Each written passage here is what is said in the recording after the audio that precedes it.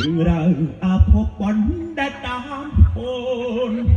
ចាប់ទៅឲ្យឆ្ងាយរៃរាប់ជាថ្មីរឿងស្អីនឹងបានពីអញរៀនស្ដីកាហ្វេឥឡូវបាបរឿងហ្នឹងបាបអីខ្ញុំខ្លាចដៃវនំនឹងបងប្អូនអើយនិយាយវិថាបកែត្រាប់ទៅលេងរោងការគេ3អ្នកសមាននៅកំពង់ចាមបែសមាននេះគឺថាឈរឆ្លោះជាមួយនឹងក្មេងៗរើកំប៉ុងហើយបន្តិចទៀតចាខ្ញុំនេះខ្ញុំដាក់ឲ្យបងប្អូននេះបើកអាសលេងស៊ីនឲ្យស្ដាប់តែឆ្លោះរឿងអីក្មេងៗនោះស្ដីឲ្យគាត់ចាំមើលតើរឿងអីសមានខឹងមែនតើធ្វើបានឲ្យយឺតមើលធ្វើបានយឺតមើលផ្លូវកាច់ពងមើលតុងអាងហ៊ូម៉ោងលេងឥឡូវហើយថ្ងៃហ្នឹងថតឯណាមែនថតមួយផានរងអូលេខរត់រោងចឹងតែហ្មងអូយបងប្អូនអើយកាត់សក់មួយចាគ្រីមនោះផងថតជាមួយផានរងនោះផងថតជាមួយបុនលុយផងឥឡូវលោតដល់ព្រែកចែសាមានអីត្រូវអីត្រូវគេហៅចបៃចឹងទៅថ្ងៃនេះ3រោងហ្នឹងអូកាត់សក់មួយបងខាត់តែឃីមហើយថ្ងៃថតមួយផានរងយប់នេះមកព្រានហ្នឹងហើយតានីគេរត់តន់ណារត់រត់3រោងតន់ហើយតានីគេរត់តន់ណាឥឡូវ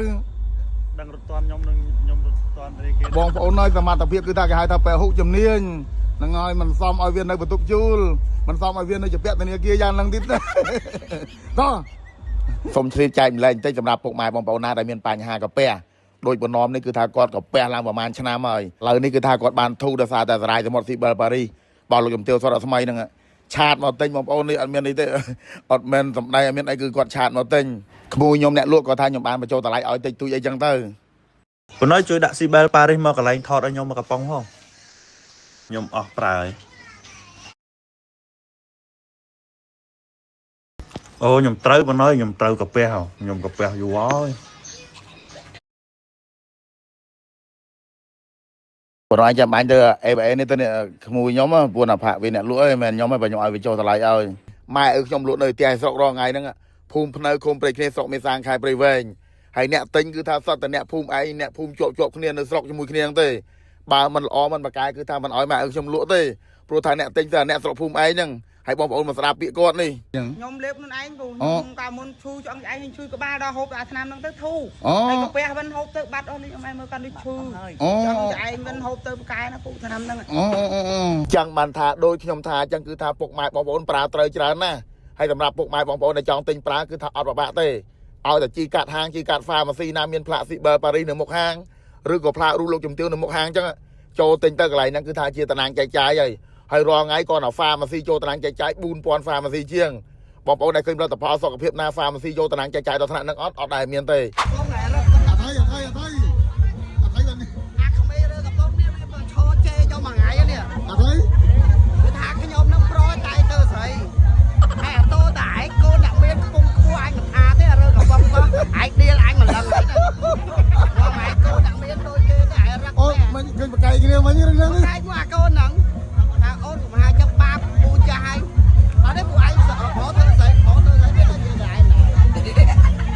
អីអានេះការងារវាមុខរបរវាប៉ុណ្ណឹងវារើសអើងយ៉ាងហ្នឹងហើយប៉ុណ្ណឹងវារើសអើងយើងទៅមកទៅពីពងពួរពីកើនយើងហ្នឹងមិនទៅបងប្អូនឯងគាត់ថាអីមិញវាមកចូលឆ្លោះប៉ាមែន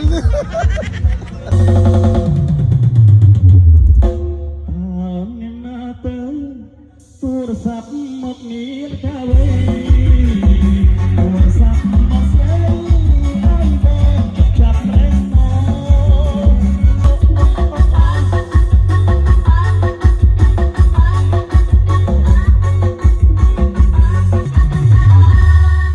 មកបងថាបងនឹងបងត្រង់មិនដែលជាសប្បាយពួតតែលេងយល់លុយក៏អូនចាយបងសង្ស័យថាអូនមានទេហើយដែរគុណច្រើនមកបាត់ចម្រៀងមកកំភ្លុះបត់បានចប់ទាំងកដាបទៅនោះបាទឃ្លាតឆ្ងាយពីអារម្មណ៍លើស្រីនេះកញ្ញាទៅហើយបាទជាស្រ័យផងដែរបងថ្ងៃនេះបកស្រាយបត់ចម្រៀងអត់សូវព្រោះមានបញ្ហាសុខភាពប៉ុណ្ណាឈឺជើងឯងឈឺជើងមកពាក់ព័ន្ធអីជាមួយនឹងបំពង់កអាហ្នឹងវាឈឺជើងនោះវាប៉ះពាល់ដល់អារម្មណ៍អាហ្នឹងលេះហេឲ្យតែបកស្រាយមិនព្រោះតែយើងមានបញ្ហាសុខភាពហ៎100រោគអញលើឯងមានបញ្ហាសុខភាពហ្នឹងទៅ100រោគ ហើយសុខភាពໄວក៏បញ្ហាដល់ពេលជ្រៀងអញ្ចឹង អានោះស្រាយណា បាទហើយមានមួយទៀត មួយទៀតមិន ពីគេជ្រៀង Flick Pro អញ្ចឹងជ្រៀងទាំងអស់គ្នាមើល គឺអញហ្នឹងនោះ បាទ ជ្រៀងបត់នេះនោះបត់ឲ្យវាទូនោះ បាទ ជ្រៀងទាំងអស់គ្នាមកបត់អញឲ្យគេជ្រៀង7ដង ខ្ញុំអាហ្នឹងមានប្រវត្តិឃ្លាហ្នឹង ហ្នឹងអញឲ្យគេស្រែកលូន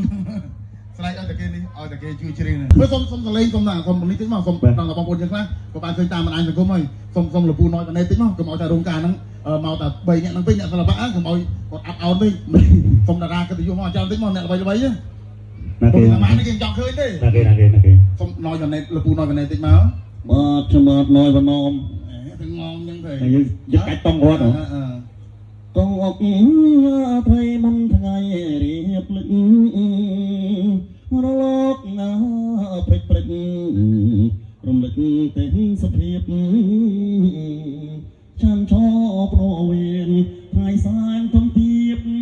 ចង់ស្រងភាពមកសូនមកផា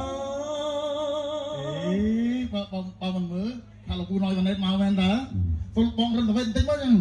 សំឡេងចម្រៀងមួយមែនអាឡាយចម្រៀងច្រៀងថ្មីនឹងក្រោយបងអ ឯងទៅចឹងទៅ ចូលហ្នឹងមើល អត់ទៅមកដូចនេះ អឺត្រីវាដូចនៅត្រីវាទៅបាននៅ ខេមរៈសរីមាស អឺ គេពងវាយរលសរីមាស អត់អីមើល រឿងរ៉ាវអាភពបនដែលតាមអូនចាំទៅឲ្យស្ងាយរៃរាប់ជាថ្មីរៀងស្អីនឹងបានពីអត់រៀនសម្លេងប្រពែឥឡូវ បាបវាចឹងហ៎ ធ្វើបាបអី លើនឹងហ្មង លើនឹងបង សុំករណីពេកតិចមក បងអូនមិនស្រឡាញ់តាចាំបាច់អីធ្វើជាអាណិតធ្វើបែបនេះចង់ឲ្យបងឈួតចិត្តវមិតព្រោះជឿពាក្យស្ងួន ចិត្តដៃយើងក៏នងអើយមកអូយសមត្ថភាពប៉ុណ្ណឹងហើយមិនសមនៅជាពាក់ធនាគារច្រើននៅថ្នាក់ហ្នឹងទេហ៎ អញ តំណាសមត្ថភាពប៉ុណ្ណឹងមិនសមវានៅបន្ទប់ជួល វើយបាយអីវើបាញ់ដល់រឿងជីវភាពហ្នឹងសិល្បៈគេមិនឲ្យខ្វល់ពីរឿងជីវភាពទេ អូចឹងហ៎ ណាគេមិនឲ្យយករឿងហ្នឹងមកនិយាយលុយឆាកទេបាទ ប៉ុន្តែពេលខ្ចីធនាគារបានឯងទេលោកប្រាប់ឯងថាខាងនោះពិបាកណាស់ឯងឲ្យឲ្យលុយមកលេងមកថាចេះថាចុះថាខូច CBC បាទហ្នឹងហើយប៉ុណ្ណោះជួបបងទៅដល់ម្ចាស់កម្មវិធីតិចមកហ្នឹងហើយ បាទអរគុណណាស់បាទ